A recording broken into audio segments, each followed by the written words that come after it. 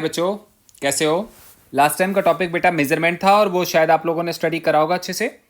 तो आज के टॉपिक में हम उसी के कंटिन्यूएशन में पढ़ रहे हैं और लास्ट वाले के साथ में कनेक्ट करते हुए हम आगे पढ़ेंगे। तो लास्ट टाइम हम पढ़ रहे थे मेजरमेंट। अब सवाल ये होता है मेजरमेंट किसका होता है? तो पता चलता है मेजरमेंट होता है किनका? फिजिकल क्वांटिटीज़ का। बिल्कुल सही बात है, मेजरमेंट होता है फिजिकल क्वांटिटीज़ का। सवाल ये होता है फिजिकल क्वांटिटीज़ कितनी होती हैं और कौन सी होती हैं? तो आंसर आता है फिजिकल क्वांटिटी तो बहुत सारी होती हैं।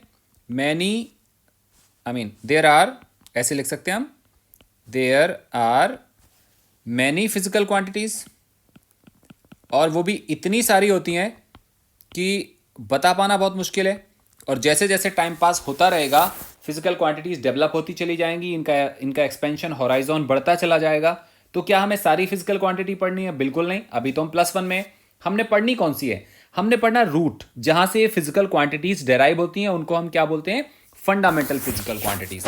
तो दो तरह की फिजिकल क्वांटिटीज हैं, एक का नाम है फंडामेंटल, एक का नाम है बेटा फंडामेंटल, और एक का नाम है डेराइव्ड। अब जैसा हमें समझ में आ रहा है, फंडामेंटल मतलब जिनको कोई और जनरेट या डेवलप ना कर पाए।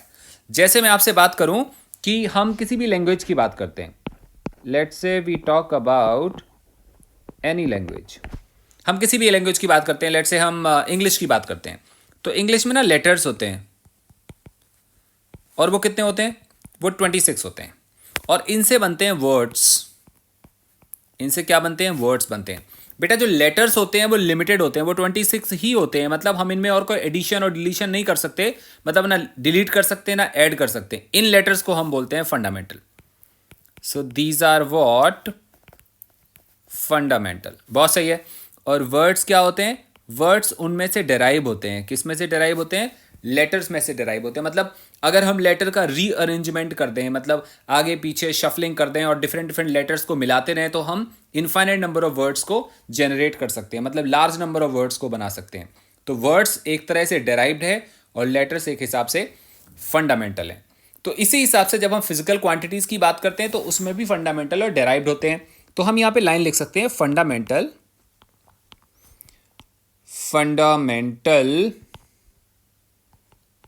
Physical quantities. आपको बेटा पता होगा कि दुनिया में ह्यूमन रेस जैसे जैसे आगे बढ़ी है वैसे वैसे बहुत सारे इनोवेशन और डेवलपमेंट हम टाइम के साथ करते रहे हैं। स्टार्टिंग में जब हमने बहुत बहुत पहले की बात करी है, तो बिगिनिंग में सबसे पहले मैकेनिक्स आई। मैकेनिक्स का मतलब हुआ हम मैकेनिकल बॉडीज को डील करते थे, और मैकेनिक्स में जो क्वांटिटीज होती थी, so we talk about just mechanics. Mechanics में जिन क्वांटिटीज को हम डील करते थे वो होती थी लेंथ। एक बॉडी है हमारे पास, वो एक प्लेस से दूसरे प्लेस तक जा रही है, वो एक तरह से लेंथ कवर कर रही है। बॉडी में अपना मास हो सकता है, और बॉडी एक जगह से दूसरे जगह जाने में टाइम कवर करती है। ये तीन बेसिक फिनोमेना या बेसिक क्वांटिटीज हैं जो नेचर के बनने के साथ इंसान को पता होनी शुरू हो गई थी। इलेक्ट्रिक करंट के बारे में बात करें या फिर हम टेम्परेचर के बारे में बात करें, इनके बारे में लोगों में अवेयरनेस टाइम के साथ आई। बट लेंथ मास टाइम के बारे में पहले से पता था। सो मैकेनिक्स में जो फंडामेंटल क्वांटिटीज हैं वो मेनली तीन हैं, जिनका नाम है लेंथ, मास और टाइम। तो अगर हम सारी की सारी फंडामेंटल क्वांटिटीज की बात करें ना, तो मैकेनिक्स में मैंने आपको समझाया वो तीन होती हैं, मास है, लेंथ है, टाइम है। लेकिन अगर हम अदर ब्रांचेस की बात करें तो टेम्परेचर भी एक फंडामेंटल क्वांटिटी है, इलेक्ट्रिक करंट भी है, ल्यूमिनस इंटेंसिटी भी है, क्वांटिटी ऑफ मैटर भी है। मैं आपको समझाता हूं थोड़ा सा। जब साइंस डेवलप हुई तो टेक्नोलॉजी डेवलप हुई, तो साइंस के साथ में इंजीनियरिंग डेवलप हुई। सबसे पहले इंजीनियरिंग आई थी, सिविल इंजीनियरिंग। सिविल इंजीनियरिंग का काम था कंस्ट्रक्शन करना, बड़ी मशीनरी को एक जगह से दूसरी जगह ले जाना, या बड़ी बिल्डिंग बनाना, बड़े ब्रिजेस बनाना। ये सारा काम सिविल इंजीनियरिंग के अंडर आता था। तो उसमें हम किसकी बात करते थे? उसमें मास की बात करते थे, लेंथ की बात करते थे, और कितनी देर में कितना काम हुआ हम टाइम की बात करते थे। बाकी हम किसी चीज की बात नहीं करते थे। फिर बाद में थर्मोडायनेमिक्स डेवलप हुआ तो हम टेम्परेचर की बात करने लगे। फिर over a period electrical engineering develop हुआ। इलेक्ट्रिकल इंजीनियरिंग में हमें करंट की बात करनी थी, तो इलेक्ट्रिक करंट को हमने फंडामेंटल बोल दिया। उसके बाद हम बात करने लगे, जैसे हमारे पास प्रोजेक्टर आए, बहुत सारे कंपोनेंट्स डेवलप हुए, तो प्रोजेक्टर आए जिसमें हम लाइट का थ्रो करते हैं। पर यूनिट एरिया में या पर यूनिट सॉलिड एंगल में कितनी लाइट फॉल होती है। मैं आपको सॉलिड एंगल की बात बाद में बताऊंगा। पर यूनिट सॉलिड एंगल में कितनी लाइट फॉल होती है, जब हम उसकी अमाउंट या क्वांटिटी को मेजर करते हैं तो उसको हम एक टर्म से जानते हैं, दैट्स कॉल्ड ल्यूमिनस इंटेंसिटी। इसी तरह से क्वांटिटी ऑफ सब्सटेंस है। क्वांटिटी ऑफ सब्सटेंस का मतलब हुआ, जैसे हम बात करते हैं नंबर्स की, 2 3 4 5 10, ये छोटे नंबर्स हैं, but when we talk about big number जैसे 10 पावर 23 10 पावर 24, तो हम उसको मोल की कैटेगरी में ले जाते हैं, उसको हम बोलते हैं क्वांटिटी ऑफ मैटर। तो ये भी एक तरह की फिजिकल क्वांटिटी है। सो बेसिकली हमने क्या देखा, कौन सी फिजिकल क्वांटिटी है। मास एक फिजिकल क्वांटिटी है, लेंथ एक फिजिकल क्वांटिटी है, टाइम भी एक फंडामेंटल फिजिकल क्वांटिटी है, टेम्परेचर फंडामेंटल है, इलेक्ट्रिक करंट भी फंडामेंटल है, ल्यूमिनस इंटेंसिटी फंडामेंटल है, और क्वांटिटी ऑफ मैटर फंडामेंटल है। इसके अलावा तो सप्लीमेंट्री यूनिट भी होती हैं। सप्लीमेंट्री यूनिट में क्या आता है, एंगल और सॉलिड एंगल। एंगल आपको समझ में आता होगा, सॉलिड एंगल आपको ओवर अ पीरियड में समझा दूंगा। सो ये बेसिकली फंडामेंटल क्वांटिटीज हैं। सो इतना तो हो गया एक के बारे में। अब अगर हम बोलें कि ये डेराइव्ड क्या होती हैं, ये फंडामेंटल हो गई। जैसे मैंने आपको बोला था, किसी भी लैंग्वेज में जो लेटर होते हैं वो फंडामेंटल लेटर होते हैं, उनसे जो वर्ड बनते हैं वो बहुत सारे बन जाते हैं, मतलब there can be large number of words. इसी तरह से फिजिक्स में ये फंडामेंटल क्वांटिटीज हैं। उसके बाद दूसरी क्वांटिटी आती है जिनको हम बोलते हैं डेराइव्ड। अब जैसा बेटा आपको समझ में आ रहा है, तो डेराइव्ड क्वांटिटीज कौन सी होंगी, फिजिक्स में जितनी सारी क्वांटिटी हैं वो सबकी सब क्या होंगी, डेराइव्ड क्वांटिटीज होंगी। जैसे कोई हमसे बोले तो हम कैसे लिख सकते हैं, दीज क्वांटिटीज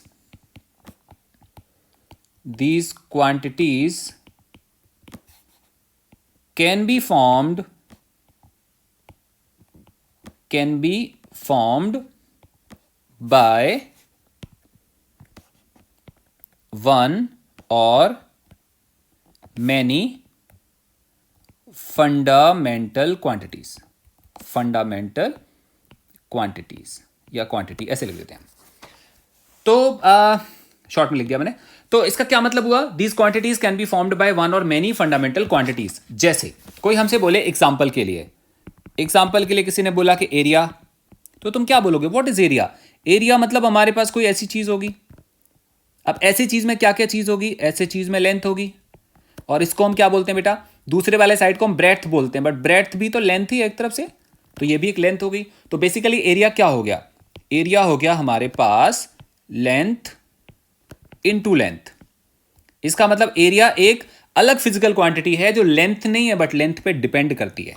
इसी तरह से अगर कोई हमसे बोले वॉल्यूम, तो तुम बोलोगे सर वॉल्यूम का मतलब थ्री डायमेंशनल बॉडी का मतलब हुआ हमारे पास जैसे क्यूब होता है, तो ये हमारे पास एक क्यूब बन गया, ऐसे कुछ होगा, और इसमें 3 डायमेंशन होंगी। एक डायमेंशन तो ये वाली होगी, इसको हम लेंथ बोलते हैं, इसको हम ब्रेड्थ या थिकनेस बोलते हैं, इसको हम हाइट बोल देते हैं, बट हाइट ब्रेड्थ ये सब लेंथ में ही तो मेजर होंगे ना। तो वॉल्यूम को क्या बोलेंगे, volume is also this volume is equal to length into length. इसका मतलब वॉल्यूम एक फिजिकल क्वांटिटी है जो कि फंडामेंटल नहीं है, डेराइव्ड है, और किससे डेराइव हो रही है, वो सेम टाइप की फंडामेंटल क्वांटिटी से डेराइव हो रही है, लेंथ, इस पे डिपेंड कर रहा है। कोई हमसे पूछ सकता है स्पीड, तो we have another example, and speed is basically what, speed is distance divided by time. Distance को बेटा किस में मेजर करेंगे, ये भी लेंथ में मेजर होगी, और टाइम बेसिकली टाइम हो गया। तो अगर हम देखें तो स्पीड किस पे डिपेंड कर रही है, 2 फंडामेंटल क्वांटिटी पे डिपेंड कर रही है, लेंथ पे भी डिपेंड कर रही है और टाइम पे भी डिपेंड कर रही है। अगर हमसे कोई बोले अगला एग्जांपल कि व्हाट इज डेंसिटी, तो तुम बोलोगे डेंसिटी होती है basically mass upon volume. But ध्यान से देखो, वॉल्यूम तो फंडामेंटल नहीं है ना, वॉल्यूम फंडामेंटल नहीं है, लेकिन मास फंडामेंटल है, तो हम इसको बोल सकते हैं मास अपॉन वॉल्यूम को क्या बोलेंगे, लेंथ का क्यूब, क्योंकि वॉल्यूम में लेंथ 3 बार आती है। So basically what we find that it is a derived physical quantity which depends upon this, and these both are fundamental quantities. So हम क्या समझ रहे थे, फंडामेंटल क्वांटिटीज वो क्वांटिटीज होती हैं जो किसी और पे डिपेंड नहीं करती हैं, जो अपने आप में यूनिक होती हैं। एंड डेराइव्ड फिजिकल क्वांटिटी कौन सी होती हैं, ये वो होती हैं जो फंडामेंटल के ऊपर डिपेंड करती हैं। सो हम एक काम करते हैं, पॉइंट्स लिख लेते हैं हम रिलेटेड फंडामेंटल एंड डेराइव्ड। तो अगर हम यहां पे लिखते हैं फंडामेंटल, तो हम क्या लिख सकते हैं इसमें, हम इसमें एक पॉइंट लिख सकते हैं, दीज क्वांटिटीज आर यूनिक। बेटा यूनिक का क्या मतलब हुआ, यूनिक का मतलब हुआ ये अपने आप में बिल्कुल अलग होती हैं। जैसे मास और लेंथ का कोई दूर दूर तक रिलेशन हो सकता है? नहीं हो सकता। मास अपने आप में अलग है, लेंथ अपने आप में अलग है, ये बिल्कुल यूनिक हैं। सो दीज आर यूनिक, मतलब इनका किसी के साथ दुनिया में और किसी के साथ में रिलेशन नहीं हो सकता। तुम टेम्परेचर को किसी और के साथ नहीं समझा सकते। तुम ये नहीं कह सकते, कोई तुमसे ये नहीं बोल सकता कि अभी टेम्परेचर कितना हुआ, तो तुम ये नहीं कह सकते टेम्परेचर हुआ 2 metre plus 50 kg plus 20 second. मैं क्या समझाने की ट्राई कर रहा हूं, बड़ी वियर्ड सी बात बोल रहा हूं। Temperature can not be related with any other physical quantity. Temperature अपने आप में कैसा है बेटा? यूनिक है। लेंथ अपने आप में यूनिक है। लेंथ को मास की हेल्प से नहीं समझा सकते, लेंथ को टाइम की हेल्प से नहीं समझा सकते। सिमिलरली टाइम को किसी और की हेल्प से नहीं समझा सकते। तो जो फंडामेंटल होती है वो क्या होती है बेटा? ये यूनिक होती हैं। दीज क्वांटिटीज आर यूनिक, ये अपने आप में बिल्कुल अलग होती हैं। सेकेंड पॉइंट लिखें हम, these are independent. These are independent from any other quantities. From any other quantities. तो ये बेसिकली मैंने क्या लिखा, ये इनके बारे में लिखा हुआ है। अगर हम एक और पॉइंट लिखें तो हम ऐसे बोल सकते हैं थर्ड पॉइंट में, these are simple. These are simple. अब आप कहोगे सर सिंपल का क्या मतलब हुआ?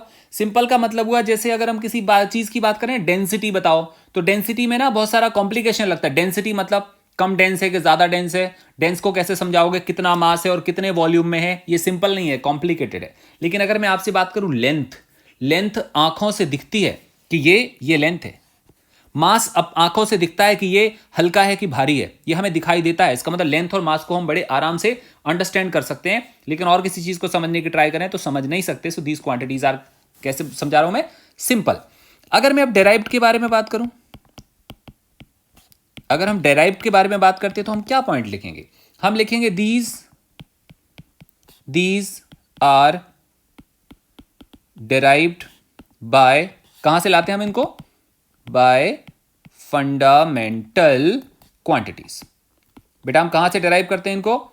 इनको हम फंडामेंटल क्वांटिटीज से डेराइव करते हैं। सो इनको हमने डेराइव कर दिया। एक पॉइंट ये हो गया। और क्या हो सकता है? और ये हो सकता है कि दीज कैन बी थोड़ी सी होंगी कि बहुत सारी होंगी? These can be many depending upon the situation and experiment. अब इसका मतलब क्या है बेटा? सिचुएशन का मतलब जैसे मान लो कि हम एक कार को धक्का मार रहे हो, तो हम क्या लगाएंगे? हम लगाएंगे फोर्स। इसका मतलब फोर्स एक डेराइव क्वांटिटी होगी। कार में मोशन आएगा, इसलिए कार में होगी वेलोसिटी, ये एक डेराइव्ड क्वांटिटी होगी। कार में होगा मोमेंटम,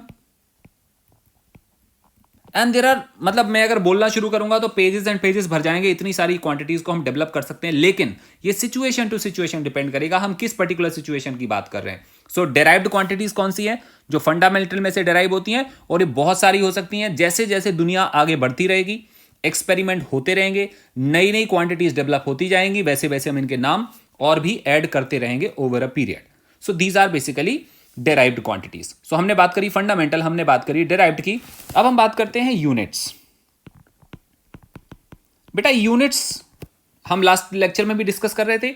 यूनिट्स का क्या मतलब हुआ? यूनिट मतलब ऐसी चीज जिससे हम मेजर कर रहे हो। तो अगर फंडामेंटल क्वांटिटी होंगी तो फंडामेंटल यूनिट होंगी, और डेराइव्ड क्वांटिटीज होंगी तो डेराइव्ड यूनिट होंगी। तो हम क्या लिख सकते हैं? हम लिख सकते हैं for fundamental quantities, comma, there are fundamental units, and for derived quantities,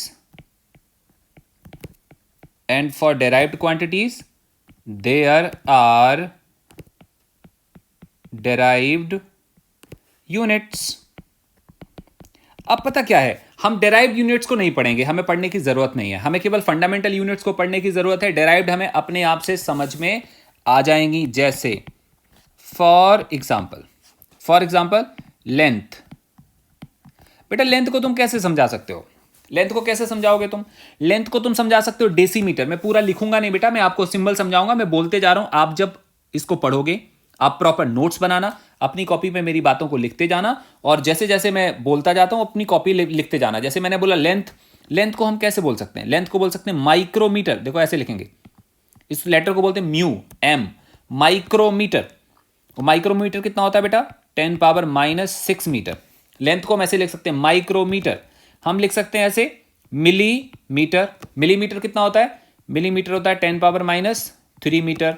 हम लिख सकते हैं सेंटीमीटर, कितना होता है? 10⁻⁻2 मीटर। हम लिख सकते हैं डेसीमीटर, हम लिख सकते हैं मिलीमीटर, हम लिख सकते हैं किलोमीटर, हम लिख सकते हैं क्या?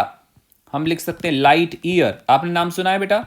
लाइट ईयर ये टाइम की यूनिट नहीं है, ये लेंथ की यूनिट है। तो हम यहां पे क्या देख रहे हैं?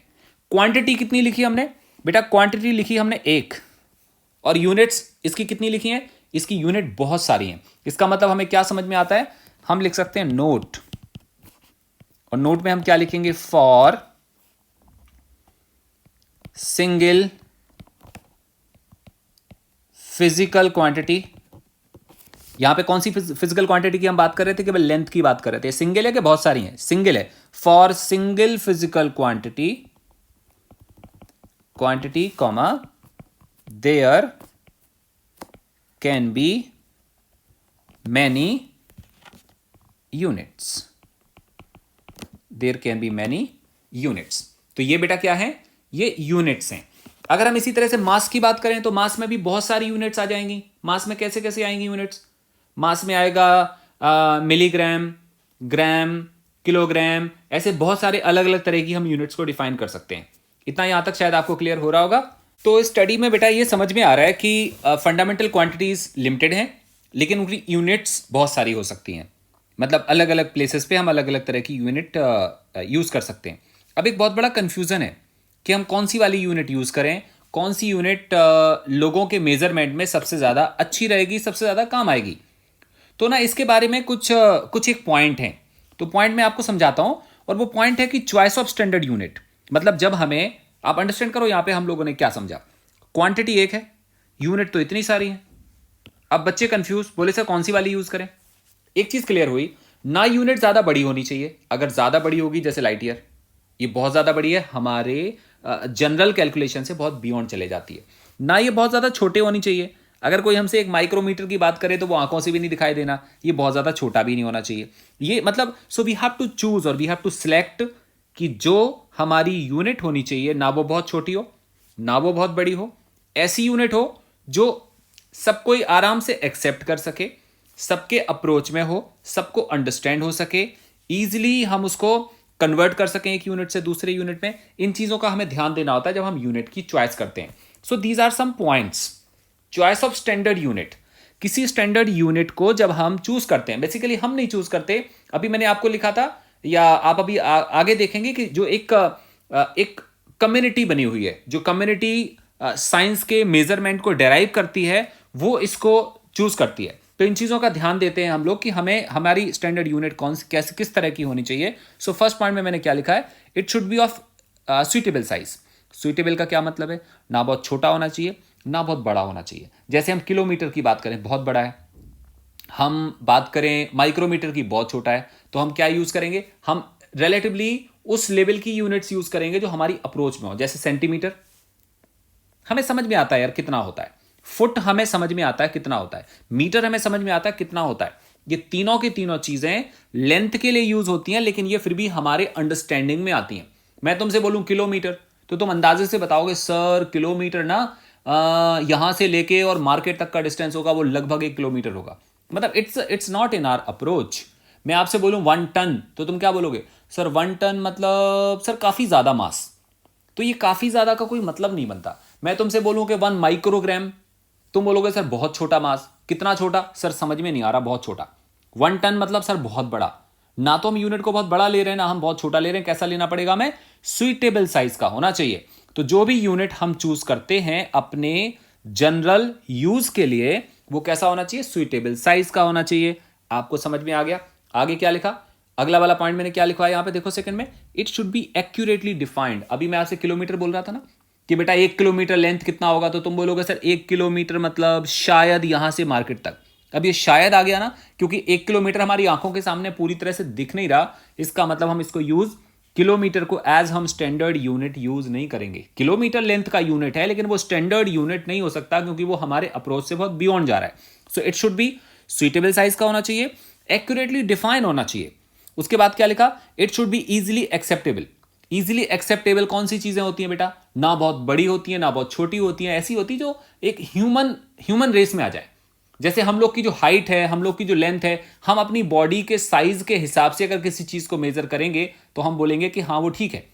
लेकिन अगर हम इतनी बड़ी चीजों को अंडरस्टैंड कर रहे हो या इतनी छोटी चीजों को यूज कर रहे हो, इतनी छोटी चीज के आंख से दिख नहीं रही और इतनी बड़ी चीज कि हमारी अप्रोच से बहुत बड़ी हो गई, तो हम क्या बोलेंगे कि फिर वो इजिली एक्सेप्टेबल नहीं होगा। It should be easily reproducible. Reproducible का मतलब हुआ कि हम उसको एक टाइप से दूसरे टाइप में बड़े आराम से कन्वर्ट कर सके, या वो मतलब इन सब का जो डेफिनेशन है उन सब का मीनिंग लगभग सेम है। उसके बाद क्या है, it should not change with time. Unit ऐसी नहीं होनी चाहिए जो टाइम के साथ बदल जाए। मतलब 1 मीटर लेंथ 1980 में कुछ और था और 1 मीटर लेंथ 2020 में कुछ और हो गया। अगर हम ऐसी बात करेंगे इसका मतलब हुआ कि ये हमारे लिए सही नहीं है। तो हम जब किसी स्टैंडर्ड को यूज कर रहे होंगे then we have to keep in mind about these things. अब ये तो हमें समझ में आ गया कि यार स्टैंडर्ड ऐसा होना चाहिए। अब ये स्टैंडर्ड डिसाइड कौन करता है, मैं डिसाइड करूंगा या आप डिसाइड करेंगे या कोई टीचर डिसाइड करेगा? तो पता चलेगा नहीं सर, हर चीज के डिसीजन के लिए एक बॉडी बनी है। नेशनल लेवल पे बनी है कि इंटरनेशनल लेवल पे बनी है? अगर नेशनल लेवल पे बनी होती तो वो इंडिया में तो एक्सेप्टेबल होता, लेकिन दूसरे वाले कंट्री में एक्सेप्टेड नहीं होता। आज की साइंस जो हम पढ़ रहे हैं वो ग्लोबल साइंस पढ़ रहे हैं। ग्लोबल साइंस का मतलब हुआ जिस चीज को हम एक्सेप्ट कर रहे हैं इसका मतलब पूरी दुनिया ने उसको एक्सेप्ट करा हुआ है। तो चॉइस ऑफ स्टैंडर्ड हमें समझ आ गया, बड़े डिसाइड कौन करता है? तो हमने ये देखना पड़ेगा कि कौन डिसाइड करता है। तो देखो क्या क्या लिखा है यहां पे, हु डिसाइड्स यूनिट। सबसे पहली चीज क्या लिखा है, first essential thing about choice of a standard quantity is its international acceptance। बेटा इस बात को मार्क करने की जरूरत है। जो भी चॉइस हम करते हैं वो किस हिसाब से करते हैं, वो लोकल लेवल पे नहीं करते, वो इंटरनेशनल लेवल पे एक्सेप्टेड होना चाहिए। और एक्सेप्टेड कौन सी चीजें होती हैं? एक्सेप्टेड वो चीजें होती हैं जो हमारे सारे पैरामीटर्स को फुलफिल करती हैं। कौन से वाले? जो अभी मैंने चॉइस ऑफ स्टैंडर्ड यूनिट के बारे में बताया। इंटरनेशनली एक्सेप्टेड होनी चाहिए। अगर इंटरनेशनली एक्सेप्टेड होगा तो हर चीज की एक टीम बनी होती है, ग्रुप बना होता है, एक तरह के लोग बैठे होते हैं जहां जो वहां पे डिसाइड करते हैं कि ये प्रॉपर है कि प्रॉपर नहीं है। तो नीचे क्या लिखा है बेटा, बॉडी नेम्ड, क्या नाम है इस बॉडी का जो डिसाइड करती है? General conference on weights and measures decides standard of unit. ये तो ऑलरेडी बहुत पहले डिसाइड हो चुके हैं, लेकिन अगर आज की डेट में कोई भी अमेंडमेंट आएगा, मान लो आज से 100 ईयर्स के बाद, इमेजिन करो 100 ईयर्स के बाद इंसानों की हाइट अब की हाइट से 1/4 हो गई, ऐसे मान लो, मैं रफली बोल रहा हूं। लेट्स से ह्यूमन जो इंसान की हाइट है आने वाले 100 ईयर्स डाउन द लाइन इंसान की हाइट अब की हाइट से 1/4 हो जाए। तो अगर 1/4 हो जाएगी तो जब वो मीटर स्केल को हाथ में पकड़ेगा तो उसको क्या लगेगा, छोटा लगेगा कि बड़ा लगेगा? उसको बहुत बड़ा लगेगा। तो फिर दोबारा से फिर मीटिंग होगी। फिर मीटिंग में क्या डिसाइड होगा? मीटिंग में डिसाइड होगा कि यार 200 ईयर्स पहले हम लोगों ने जो डिसाइड करा था अभी वो एक्सेप्टेड नहीं है, उसको बदला जाए। तो आज का जो मीटर स्केल जितना लंबा होता है, मे बी आने वाले 100 ईयर 500 ईयर के बाद उसकी लेंथ इतनी ना हो, इसको कट शॉर्ट करके छोटा या बड़ा कर दें, वो डिपेंड करेगा उस टाइम के चॉइस के हिसाब से। इसका ये मतलब है कि ये जो कॉन्फ्रेंस है, ये जो ग्रुप है, ये डिसाइड करता है वेट्स एंड मेजर्स के बारे में। यहां तक बेटा क्लियर हो गया? सो अभी हमने सबसे पहले क्या समझा, मेजरमेंट। मेजरमेंट किनका करते हैं? फिजिकल क्वांटिटीज का। फिजिकल क्वांटिटीज कौन सी होती है वो हमने देखा, कितने तरह की होती हैं? 2 तरह की, फंडामेंटल और डिराइव्ड। अच्छा, क्वांटिटीज तो समझ आ गई, तो उनको मेजर करने के लिए जो चीज यूज होती है उसको हम क्या बोलते हैं? उसको हम यूनिट बोलते हैं। यूनिट कितने तरह की होती है? यूनिट बहुत तरह की होती है। अब हमने कौन सी वाली यूनिट चूज करनी है? जो अपने किसी ना किसी स्टैंडर्ड को फॉलो करें। वो स्टैंडर्ड कौन डिसाइड करता है? स्टैंडर्ड ये बॉडी डिसाइड करती है जिसका नाम है general conference on weights and measures. ये हमें समझ में आया। अब हम एक बात सोचें, इस बॉडी ने कितने तरह के स्टैंडर्ड डिसाइड आज तक कर चुके होंगे? ये बॉडी आज तक कितने तरह के स्टैंडर्ड ऑलरेडी बना चुकी या एक्सेप्ट कर चुकी होगी? वो है ये, इनको हम नाम देते हैं सिस्टम्स ऑफ यूनिट्स। मतलब यूनिट्स का अपना एक सिस्टम। कौन से सिस्टम है? एक है एफपीएस, एफपीएस का क्या मतलब हुआ? एफ मतलब आप सबको वैसे तो आता होगा, एफ मतलब क्या बेटा? एफ मतलब फुट, फुट मतलब लेंथ मेजर करना। पी मतलब पाउंड, पाउंड मतलब वेट मेजर करना। और एस मतलब क्या हुआ? सेकेंड। सो बेसिकली ये एफपीएस का मतलब हुआ फुट पाउंड सेकेंड सिस्टम। और ये जनरली इंडिया में बहुत रेयर यूज होता है। ये ब्रिटेन या ब्रिटिश इंजीनियरिंग में उस टाइम पे उन लोगों ने इसको इंट्रोड्यूस करा था इस सिस्टम को। तो आज भी हम एक लेवल तक इसको एक्सेप्ट करते हैं। सीजीएस, इसका बेटा मतलब क्या हुआ? इसका मतलब हुआ सेंटीमीटर, मैं शॉर्ट में लिख रहा हूं। जी का मतलब ग्राम और एस का मतलब क्या हुआ? सेकेंड। मतलब इस वाले सिस्टम में लेंथ को हम सेंटीमीटर में और मास को ग्राम में और टाइम को सेकेंड में मेजर करते हैं। ये बेटा एमकेएस का क्या मतलब हुआ? एमकेएस का मतलब हुआ किलोग्राम, किलोग्राम, मीटर और सेकेंड सिस्टम। मतलब यहां पे मास मास किस में मेजर करते हैं? किलोग्राम में। लेंथ किस में मेजर करते हैं? मीटर में। और टाइम किस में मेजर करते हैं? सेकेंड में। अब देखो ध्यान से, जो एफपीएस सिस्टम है ना, वो बड़ा ऑड सा है। ऑड सा का मतलब कोई हमसे बोलेगा सर 1 फुट इक्वल टू, आपको पता क्या बोलेंगे हम बोलेंगे 12 inches and 1 inch equal to 2.54 centimetre. Can you see, बड़ा ऑड सा आ रहा है। अगर हम एक चीज को दूसरे चीज में कन्वर्ट करें तो इतना डिफिकल्ट सा आना नहीं चाहिए। इस अनइवन नेचर की वजह से हम एफपीएस सिस्टम को बहुत ज्यादा फॉलो नहीं करते हैं आज की डेट में।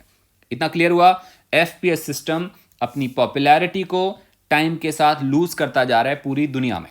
उसका कारण है इसका बड़ा अनइवन सा स्ट्रक्चर होने की वजह से, कि अगर हम इस सिस्टम में छोटी यूनिट से बड़े यूनिट में या बड़े यूनिट से छोटे यूनिट में ले जाने की ट्राई करें तो आराम से 10 और 100 मल्टीप्लाई करके हम वहां तक नहीं पहुंच सकते। जबकि जो सीजीएस और एमकेएस सिस्टम है ना, जो सीजीएस है और जो एमकेएस है, ये आसान है। और ऐसे आसान को हम बोलते हैं मीट्रिक सिस्टम। अब मीट्रिक सिस्टम क्या होता है बेटा? मीट्रिक सिस्टम होता है कि 10 का मल्टीप्लाई और डिवाइड करके हम एक यूनिट से दूसरे में पहुंच सकते हैं। एक यूनिट से दूसरे में कैसे पहुंच सकते हैं बच्चा? एमकेएस में हम बोलते हैं, एमकेएस में बोलते हैं 1 मीटर। और बेटा सीजीएस में क्या बोलते हैं? 1 सेंटीमीटर। आपको पता है एमकेएस और सीजीएस को हम रिलेट कर सकते हैं, हम अच्छे से जानते हैं। 1 metre is equal to 10 into 10 centimetre. मैंने 10 को 2 बार मल्टीप्लाई करा, जान के करा। बेसिकली लिखना तो इसको 100 सेंटीमीटर चाहिए, बट ये आसान है बेटा। हमें अच्छे से समझ में आ रहा है कि ये बहुत इजी है। मतलब अगर हमें मीटर को सेंटीमीटर में, सेंटीमीटर को मीटर में कन्वर्ट करना है, इवन और दिखाता हूं आपको। अगर हमें लिखना है 1 मीटर तो आप क्या लिखोगे? 100 सेंटीमीटर। और अगर हमें लिखना है 1 सेंटीमीटर तो क्या लिखोगे? 10 मिलीमीटर, 10 मिलीमीटर। अगर हमें लिखना है 1 किलोमीटर इक्वल टू कितना, तो हम क्या लिखेंगे? 1000 मीटर। क्या इसी में क्या कर रहा हूं? यहां पे 10 से मल्टीप्लाई ऐसा कुछ करते जा रहे हैं और हम एक यूनिट से दूसरे यूनिट में इजीली कन्वर्ट होते चले जा रहे हैं। ऐसे वाले सिस्टम को बोलते हैं हम मीट्रिक सिस्टम। तो सीजीएस और एसआई यूनिट, सॉरी, सीजीएस और एमकेएस सिस्टम मीट्रिक सिस्टम होने की वजह से ये इंटरनेशनली एक्सेप्टेड हैं और इनको हम ज्यादा यूज में लेके आते हैं। और हमारे लिए ये एक फॉर्म से दूसरे फॉर्म में कन्वर्ट करना रिलेटिवली आसान होता है। तो आपको समझ में आ गया मैंने आपको क्या समझाया? मैंने समझाया सिस्टम्स ऑफ यूनिट, कि यूनिट को मेजर करने के कितने सिस्टम आज तक दुनिया में बने तो बहुत सारे होंगे, बट जो फैमिलियर या पॉपुलर हैं वो कौन से हैं बेटा? FPS, CGS and MKS. FPS हम क्यों यूज नहीं करते? अगर स्कूल एग्जाम में कोई क्वेश्चन पूछे कि हम एफपीएस को ज्यादा यूज क्यों नहीं करते, तो तुम क्या बोलोगे? ये मीट्रिक सिस्टम नहीं है और इजीली कन्वर्टिबल नहीं है एक एक यूनिट से दूसरे वाले यूनिट में। इस वजह से हम इसको जनरली ज्यादा यूज नहीं करते। सीजीएस और एमकेएस क्यों यूज करते हैं? सीजीएस और एमकेएस हम इसलिए यूज करते हैं क्योंकि वो मीट्रिक सिस्टम होते हैं। अगेन बात आती है, जो सीजीएस है ना, सीजीएस हैज ड्रॉबैक। अब ये ड्रॉबैक क्या है?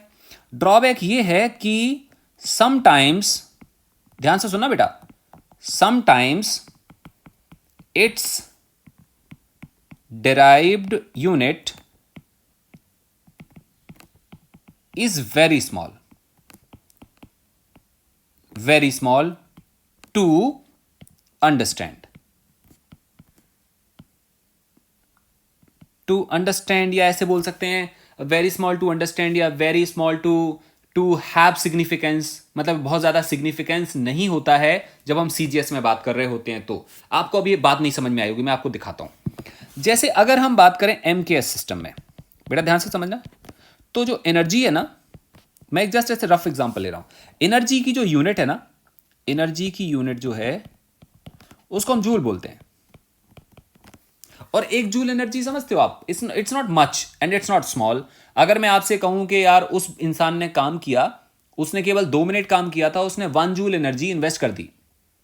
एक इंसान ने काम किया, 2 मिनट काम किया, उसने 1 जूल एनर्जी स्पेंड कर दी। इसका कोई सेंस बनता है, इसका सिग्निफिकेंस बनता है। मतलब 1 जूल एनर्जी मतलब नॉट बहुत ज्यादा, नॉट बहुत कम, ठीक ठीक। लेकिन अगर हम सीजीएस में बोले एनर्जी को, तो बेटा सीजीएस में जो एनर्जी होती है ना, वो अर्ग्स में होती है, अर्ग में।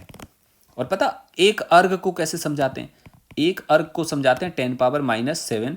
अभी जब हम अगला चैप्टर पढ़ेंगे ना डायमेंशन वाला, इससे बाद वाला, वहां पे आपको सारा का सारा चीजें क्लियर हो जाएंगी कि हम एक कैसे कन्वर्जन कैसे होता है, क्या कैसे होता है, आपको सब क्लियर हो जाएगा।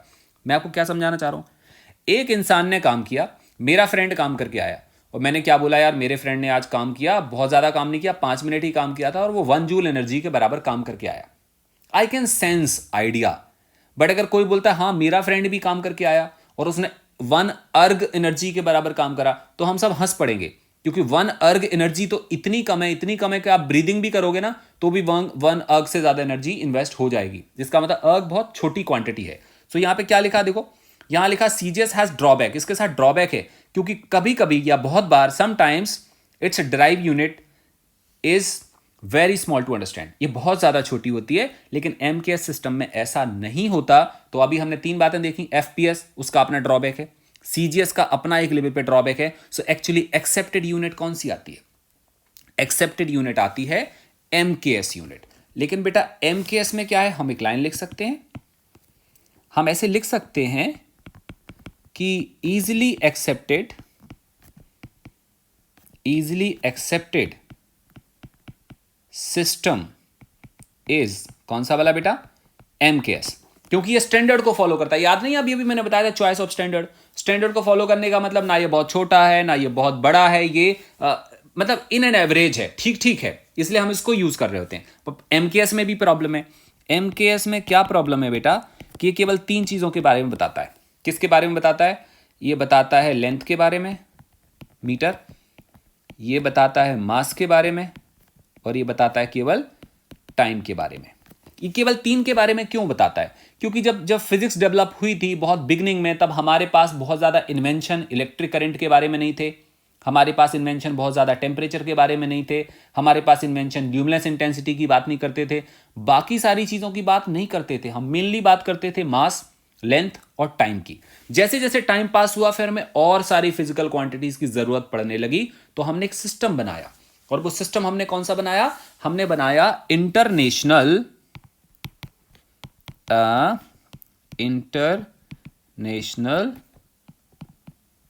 सिस्टम बनाया हमने, सिस्टम ऑफ यूनिट्स।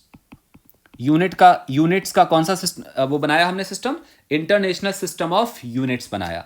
बेटा इसका क्या मतलब हुआ? इसका मतलब हुआ, देखो एमकेएस का ही एडवांस्ड वर्जन है इंटरनेशनल जो सिस्टम ऑफ यूनिट्स जो है, जिसको हम क्या बोलते हैं? जिसको हम एसआई बोलते हैं। तो जो एसआई सिस्टम है ना, SI system is not different from MKS. लेकिन एमकेएस में केवल 3 चीजों की बात करते हैं, मास, लेंथ, टाइम। लेकिन हम यहां पे सब की बात करते हैं। यहां हम किसकी बात करते हैं?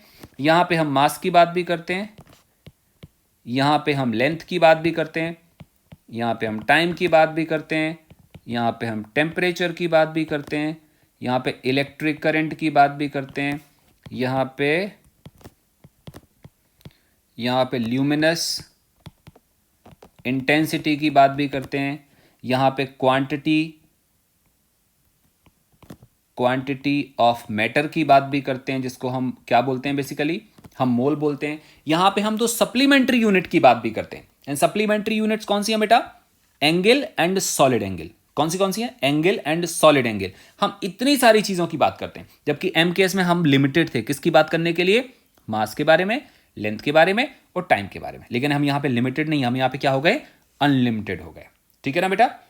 बच्चों जितनी भी फिजिकल क्वांटिटी है ना, उनको समझाने का अपना एक ढंग है कि बिकॉज वो फिजिकल क्वांटिटीज फंडामेंटल हैं जिनकी हम बात कर रहे हैं अभी, और फंडामेंटल क्वांटिटीज किसी और पे डिपेंड करती नहीं है, तो उनको खुद में समझाना पड़ेगा। We have to define them self, तो उनका अपना एक समझाने का कंसेप्ट होता है। तो अगर हम बात करें कि मास के कंसेप्ट की, कि मास को समझाने का क्या मतलब है, मतलब समबडी में आस्क के व्हाट इज मास, तुम कैसे समझाओगे? तो मास को अगर हम सिंपल लैंग्वेज में समझाएं, हम लोग स्टैंडर्ड डेफिनेशन की बात नहीं कर रहे अभी, सिंपल लैंग्वेज में समझाएं कि मास क्या है, तो हम कह सकते हैं कि मास किसी बॉडी का हम डिफाइन कर सकते हैं उसके मैटर की क्वांटिटी को। मतलब किसी भी चीज में जितना ज्यादा मैटर कंटेंट होगा, मैटर मतलब उतने कितने सारे मॉलिक्यूल हैं, एक मॉलिक्यूल का कितना टोटल मास है, तो उसके हिसाब से हम समझा सकते हैं कि जो मैटर कंटेंट होगा वो बताएगा किसी बॉडी के मास को। तो इस कंसेप्ट के बारे में हम लिख सकते हैं कुछ ऐसे कि मास of a body is defined as mass of a body is defined as the quantity of matter in the body, और ये कैसा होगा, which can, क्या बोलेंगे हम, which can never be zero. ये कैसा नहीं हो सकता, ये कभी भी जीरो नहीं हो सकता। तो हम ऐसे समझाते हैं मास के कंसेप्ट को, mass of a body is defined as the quantity of matter, जो कभी भी जीरो नहीं हो सकता। कोई तुमसे पूछ सकता है कंसेप्ट ऑफ लेंथ, समबडी में से कि कंसेप्ट ऑफ लेंथ बताओ, तो आप क्या बोलोगे? आप बोलोगे सर लेंथ का कंसेप्ट हम कुछ ऐसे समझा सकते हैं। लेंथ क्या होगा बेसिकली? लेंथ होगा, मान लो हम एक पॉइंट की बात करते हैं, हम दूसरे पॉइंट की बात करते हैं, इन दोनों के बीच का जो सेपरेशन होगा उसी को तो लेंथ के नाम से जानेंगे हम। तो हम कैसे समझा सकते हैं? हम लिख सकते हैं length, we can write like length of an object, length of an object may be defined as the distance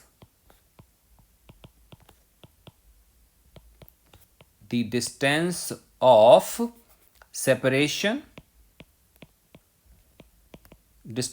separation between किसके किसके बीच में, between any two points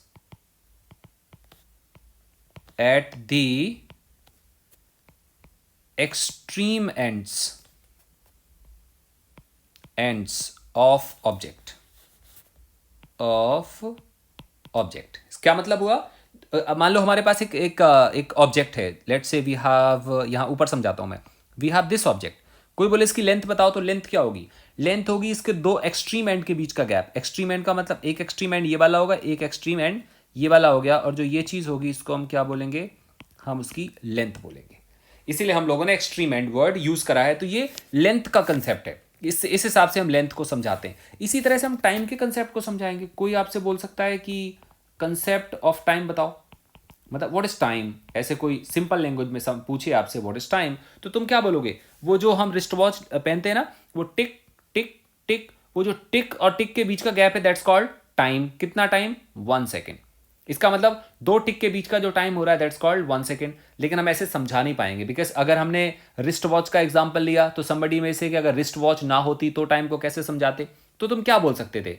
तुम बोल सकते थे कि टाइम मेजरमेंट है किसका? दो ड्यूरेशन के बीच का। ड्यूरेशन के बीच का मतलब हुआ जैसे अभी अभी कुछ हुआ, दिस कॉल्ड इंसिडेंट वन, और थोड़ी देर बाद यहां पे एक और इंसिडेंट कोई हुआ, दैट्स कॉल्ड इंसिडेंट टू। तो इंसिडेंट 1 और इंसिडेंट 2 के बीच का जो ड्यूरेशन होगा दैट्स कॉल्ड टाइम। सो इसको समझाने की अपनी एक लैंग्वेज है, और इसकी लैंग्वेज क्या कैसे है, मैं इसे थोड़ा सा लिखवा सकता हूं। इसकी लैंग्वेज है टाइम इज अ मेजरमेंट और major of duration between, short में लिख रहा हूं मैं, बिटवीन द अकरेंस, कुछ अकर होता है ना, कुछ something happens, that's called occurrence, between the occurrence of two events. मतलब time is a measure of duration between the occurrence of two events. उसके बाद हम ऐसे लिख सकते हैं, we may also define time as a measure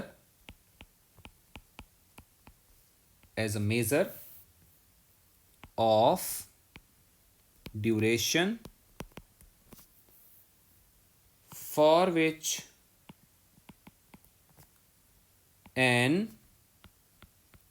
event lasts।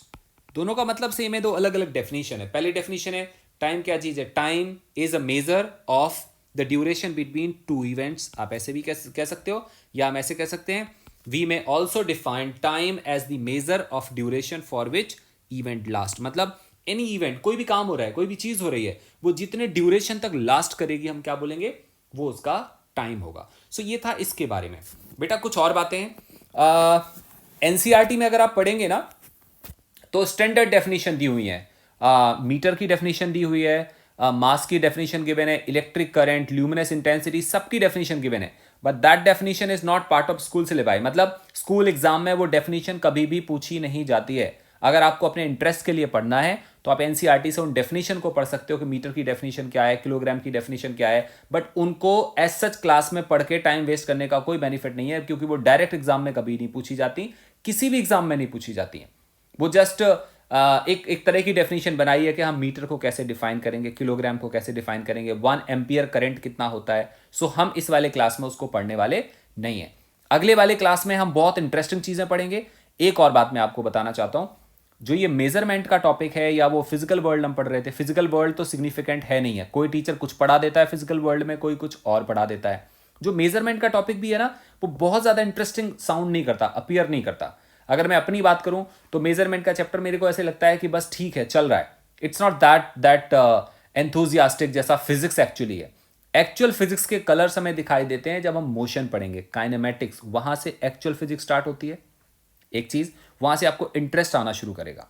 दूसरा, अगर ठीक ठीक फिजिक्स भी समझनी है तो वो डायमेंशन से बिगिन होगी। डायमेंशन एरर पढ़ेंगे, वो थोड़ा सा फिर भी अच्छा लगेगा, बट मोशन के बाद से हमें प्रॉपर लगेगा। तो ये जो चैप्टर है मेजरमेंट वाला, ये आपको थोड़ा सा बोर फील हो सकता है। तो आप ये मत समझना कि फिजिक्स ऐसे है, आने वाली फिजिक्स बहुत बहुत ज्यादा इंटरेस्टिंग है, बट ये थोड़ा सा ज्यादा थ्योरेटिकल पार्ट है, इस वजह से मे बी आपको हल्का सा बोरिंग लगे। तो स्टार्टिंग के अबाउट 7-8 लेक्चर जो फिजिक्स के चलते हैं ना, वो उतने ज्यादा अच्छे नहीं होते, मतलब उतने ज्यादा इंटरेस्टिंग नहीं होते। इंटरेस्ट बस बना के रखना पड़ता है।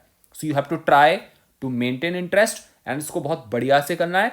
आगे वाला जो चैप्टर है, जो हम जो कल आपको मिलेगा, वो इसी का जो अगला टॉपिक है मेजरमेंट का, वो काफ़ी अच्छा है, वो मैथमेटिकल है, वो अलग अलग चीज़ों के मेजरमेंट के बारे में है। सो वील हैव रॉक, बहुत बढ़िया लगेगा। Thank you so much, keep studying, अच्छे से पढ़ते रहो, लेक्चर मिस मत करो बेटा, सब कुछ टाइम के साथ बहुत बढ़िया हो जाएगा। थैंक यू सो मच बेटा, बाय बाय।